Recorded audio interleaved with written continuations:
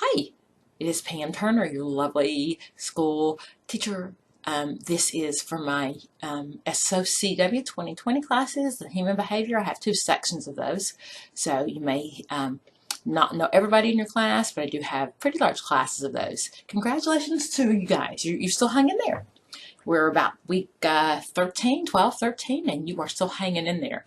A lot of people that you started with are not here anymore. You kind of noticed by the post. I've done grading. I've done a lot of grading, so I should be really caught up.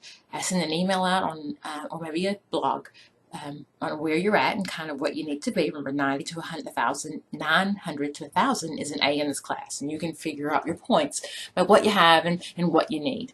I'll remind you these last posts that are on here, and all the posts coming up really will help you make that A if you're not quite there. To do today, 11:13, talks about the 5 things older people worry about. I've been reading some of those posts. You guys did a really good job. Money, who's going to take care of them, where will they live, growing old by themselves, will they have a spouse, things like that. So really, really good. And the 11:19, which is next week, it talks about the living situation where older adults can't stay by themselves and what are the choices. And this may be something you may draw on from experience or something that, definitely from the textbook, but also you can share some of your personal experience if you have a family member, or what will you do when your mother, your grandmother really cannot take care of themselves and maybe don't want to be in a nursing home or can't be in a nursing home. So that's a really important question that I think as we get older, we need to prepare so we can have this conversation with our clients. Because many of them are not prepared of mom or dad having to stay out of work to watch to be a caregiver, or they can't afford to pay someone to come in.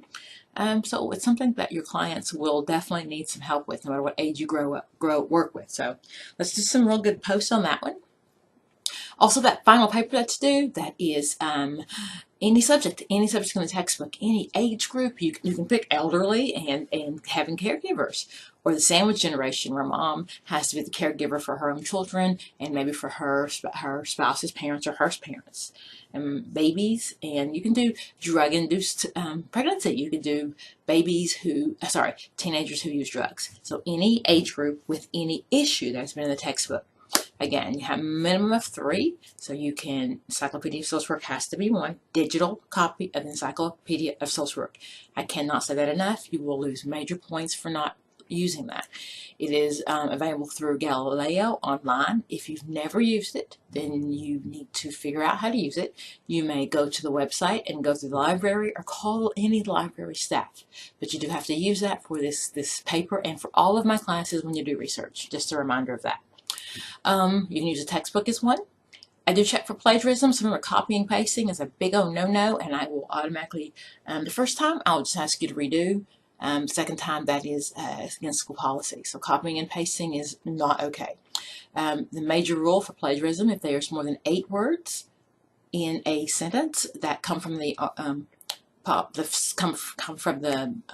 book, then that is plagiarism.